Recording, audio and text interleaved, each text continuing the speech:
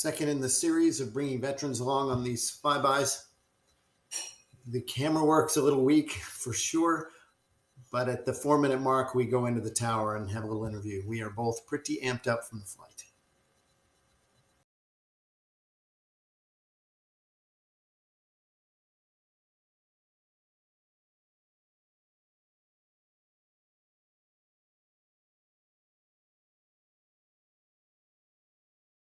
May 29, 2023. This would be Memorial Day. Welcome here in Auburn, California at the Dwelly Hangar. And I'm here with Colonel Dan Bout. We are going to go on a flyby at the cemeteries. Check that up for the least we can do for the veterans.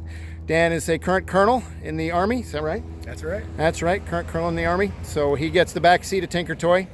We're taking a kitchen pass and Tinker Toy. So what did we do this morning? We went and worked out. Did our F3 workout, and it was in honor of Navy Lieutenant, Michael Murphy. Yes, Medal of Honor winner, as I recall. And so his workout of choice apparently was a 1-mile ruck and 100 push-ups. No, 100 pull-ups, 200 push-ups, 300 squats. Did you get them all? Got them all. Okay, got them all. And then you do the 1-mile ruck back to where you started. So that's good. And Dan finished with a 65-pound sandbag on his back for the last mile, so bonus points for that guy. So all is well. We're going to go fly to 2, and we're going to go see if we can put some smoke out and spread the love.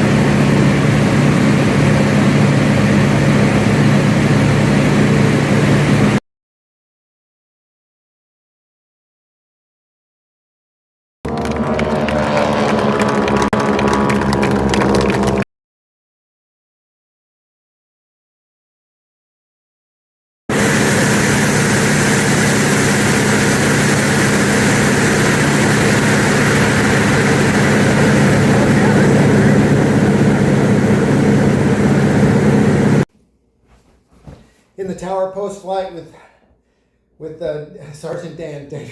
What's the sergeant in some point? Sergeant Dan band. It's from the Tom Hanks movie. Oh no, it's Lieutenant Dan. Lieutenant Dan. There's a band. There is. There's a band, absolutely. Lieutenant Dan band, and he will come and do your He's done a ton of fundraiser. Yep. He does the fundraiser, and he will do your fundraising event, and they'll come and the Lieutenant Dan band will come Gary and play. Sinise. Yes, Gary Sinise. He does a big charity. Yeah. We just started a charity group, family-wise, and finally getting it going. Next Gen's like, we got to give some money away, boys, and so we are. So anyway, that's a whole nother story and another deal. But I remember reading about Gary Sinise and all the work he does for sure. So we post-flight, I thought we'd check in with Colonel Dan here to to see how the flight went. But first, I wanted to say my question is: have you done your 30 years in the military? Yeah, 29. 29, so a mere 29, not yet 30. No points for 30. And and so the question would be: any overseas tours? 5 overseas tours. 5 overseas tours. Any in any hot zones? 5. Okay, 5 tours, 5 hot zones. Check that box. Okay, thanks for doing that. So I don't have to. I appreciate that for sure. So you got to ride in Tinker Toy today. We were a flight of 2 with David and Kitchen Pass. What'd you see? You're a new guy. Have you flown a fixed wing before? I have flown in one fixed wing. It was a 152 egg beater, so quite a big difference between that frame and this one. And how'd the flight go? Oh, I mean, you couldn't have asked for more beautiful weather. I was amazed how much you could see. And then the second thing that I was kind of amazed at, I was being completely new to this. Anytime you'd watch a movie and people are like, oh, spot the aircraft in the sky, I was always like, why can't they spot them? Like, how hard can it be? And then when we were looking at traffic, I was like, I can't see anything. And then I think 2 or 3 times you're like, there and there. And I'm like, oh man, I would need to practice this because I did not spot them. Yeah. There are some people that are good at it. I'm not very good at it, but I've had passengers who are just, there's one. And they point them out and it's amazing. And I'm like, damn it, I want that gene, but I just don't own it. In fact, at one point we could hear 2 people talking on the frequency we were on, and they called out traffic up to your right at whatever, up to our right, high, 2 T6s. And I'm like, oh, and then I puff the smoke. And they're like, hey, that's cool, so I know it's them. And I'm looking, nothing. And then they flew right under us. Never did see them until they were right on us. And I'm like, it's hard. But the nice part about an airplane is they're about 8 feet tall, So you could get awfully close to somebody, and the world in 3 dimensions, up and down, is pretty big. So if you're, you can get real close to somebody and not actually touch them. I mean, real close. And when you're far away, it can scare you, or scare passengers, certainly.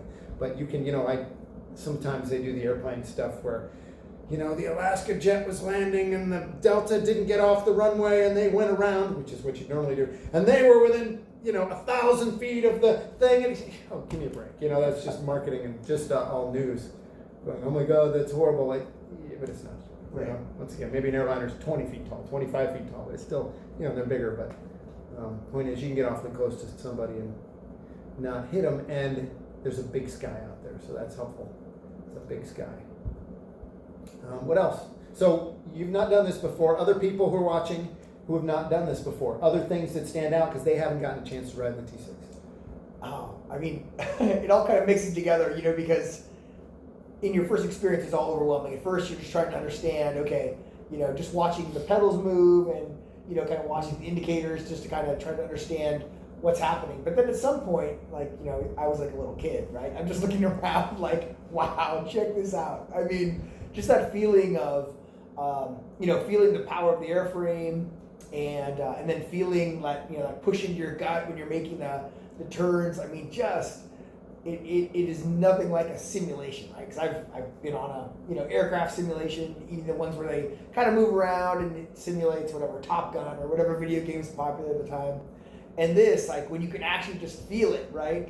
When the throttles get pushed up and you get pushed back in your seat. I mean, that's something you can't simulate, right? And feeling the wind, and I think there's 2 or 3 times when you kind of slid the canopy, and then just feeling even though it's only open just a sliver, but just feeling that air rush by and then realizing how fast you're going. I mean, it was incredible. And then there was 2 or 3 times where I'd look down and I'm like, oh wait, I've driven here. This takes like an hour and a half. Like, what? I mean, just how close everything is when you're in the air. I mean, that was something else. Because I was like, oh, I've been here. This takes another half hour to get. And when you're just going straight line at 160 miles an hour, I mean, everything seems really close. In fact, when we were over his house, I pointed out something nearby, and he's like, oh, wait, I live right near here. So we found his house, circled the house. Anyway, family was out waving, that kind of stuff, and it was, which he'd never seen before. And I just assume that everybody has been in an airplane or cruises around and sees their house from up above, and I just assume that's a normal thing for people, because it's so easy. We have at least 4 flight schools on the field. 1, 2, 3, 4 that I can think of.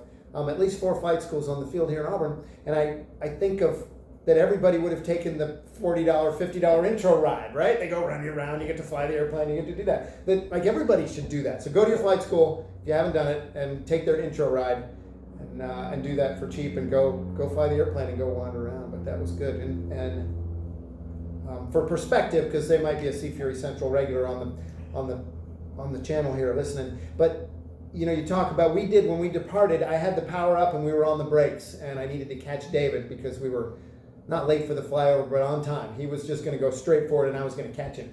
And luckily I'm in Tinker Toy, which is fast enough to do it. But I was spooled up and just popped the brakes, and off we went and launched.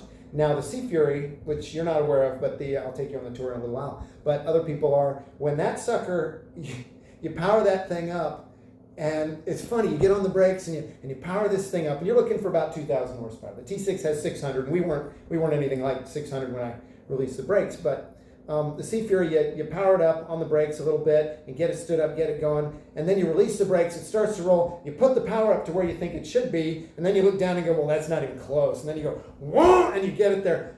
It still surprises me. I mean, then it goes and it kicks hard, and it's really impressive, those big motors, and it's funny, but it's all so new because it's just so different. And I can remember, I'll digress for a second, my first flight in a Sea Fury was in 924 Gulf with Brian Sanders, and I was an active T6 racer at that point, probably, and in my 20s, and he takes the runway, powers it up, and goes, and my head snaps back to the headrest, and I'm thinking, okay, when it grabs second gear, I'll be able to get my head forward, right? There's no second gear, because it's all just go. So finally, I'm just like, I gotta get back up to where I wanted to be, and it was just, I still remember that, because it was just funny. It pulled so hard, and it never quit pulling, because it just, off you go, the wheels come up, it gets clean, and it's just a rocket ship. And those, just interesting to find different things. And one more funny story. I work out with Dan. I do have a card. Oh no! Sorry. Didn't mean that. I said I didn't need to knock it over. Come on. We may have to. There we go. All right. So I know Dan through a thing called F3. And F3Nation.com, it's boot camps. If you're into working out at all, there might be one in your local area, always free. Shameless plug. But I was talking about taking the jet out, and I was going to go, I don't know, Texas or somewhere. And he's like, oh man, that's great. How fast does it go? And I said, it's 400 miles, 400 knots. And he's like, great, it's 40,000 feet. Oh man, that's awesome. And I said, yeah, that's neat, except that this morning I'm sitting in the hot tub, getting ready for the workout, getting warmed up, and what comes over but the International Space Station comes across. And normally I have it on my phone and I know that it's coming across, but I didn't, and I go out and see it. And obviously it's still dark. And this thing comes ripping across, and I said, yeah, 40,000 feet at 400 knots is fine, but there's always somebody bigger and badder than you are because they're coming across the International Space Station. Like, well, shit, what chance have I got? And then, of course, he says, I knew a guy who was on the space station, so naturally. That's kind of the way that goes, but good stuff. So anything else? Our briefing started with how to jump out of the airplane. Did that surprise you at all, or is that just... I was thinking back, I'm like, oh, okay, I remember this, how to jump out of airplanes. I'm hoping that doesn't come to that. I'm like, how old is this aircraft again? But, I mean, the one thing I would just say, like, you think you know an area, and you've driven it, and you've been around it, but I can say I had no idea, even some of the things in my local area, until I saw them from overhead. It is just such a different perspective, and it really kind of centers you on how things are located. And I mean, that was amazing. I was taking pictures the whole time because I'm like, wait, I didn't know that there was a road between those two, right? And I mean, just seeing it from above, right? And how everything is in coordination with each other, how things are aligned. I had no idea. In fact, the airport here was aligned up against the canyon. And I'm like, oh, that's how. Because we live in this really kind of hilly terrain and faulted. Even when you look at maps, if you're going on Google Earth or something like that, you're usually so zoomed in because you're using directions. You don't get the wide scope of it, of how everything is arranged. And it's something else when you see it for yourself. And that's interesting because to me, I'm a Google Earth junkie. Google Maps, and I turn it on so you can see the detail and everything. And I love that. But that all makes sense to me because I've been doing that all my life, since I was probably 14.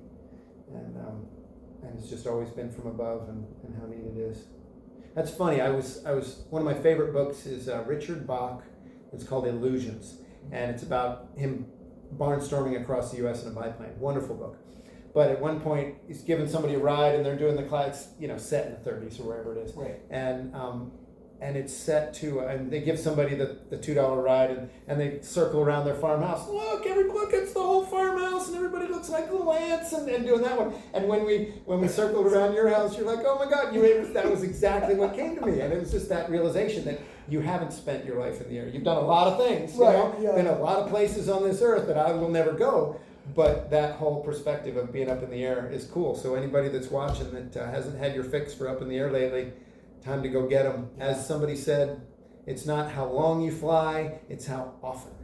And how often you fly a little airplane. Anyway, hey, thank you so much. Thanks for coming by. Appreciate it. And we'll see you guys later.